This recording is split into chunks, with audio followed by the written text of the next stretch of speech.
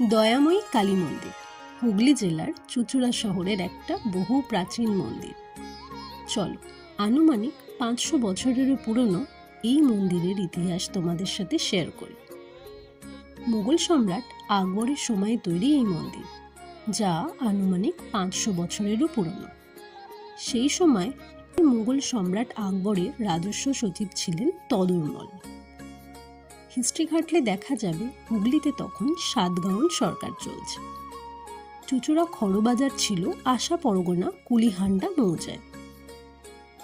তদুরমল এই মৌজার রাজস্ব আদায়কারী হিসাবে জিতেন রায় নামে একজন ব্যক্তিকে ঠিক করেন। এই জিতেন রায় মন্দির প্রতিষ্ঠা করেন, যা আজকের দিনে দয়াময়ী কালী মন্দির। পরবর্তীকালে এই মন্দির প্রথমে রায় পরিবারের হাত থেকে যায় উত্তরপ্রদেশে দুবে পরিবারের হাতে এবং পরে গোপালরাম পাঠকদের হাতে যায়। বর্তমানে এই পাঠক পরিবারদের হাতেই রয়েছে এই দয়াময়ী কালীবাড়ির দায়িত্ব। এই মন্দিরে রয়েছে কোষ্ঠী পাথরের দেবী মূর্তি, যা প্রায় 200 বছরেরও পুরনো। কালী পুজো এখানে পুজো হলেও এই মন্দিরের মূল বাৎসরিক পুজো হয় সরস্বতী পুজোর ঠিক 2 দিন পর শুক্লা সপ্তমী তিথিতে। সত্যি আমাদের চারপাশের এই পুরনো মন্দিরগুলোর কতই না গল্প আছে। আশা করি তোমাদের ভালো লেগেছে।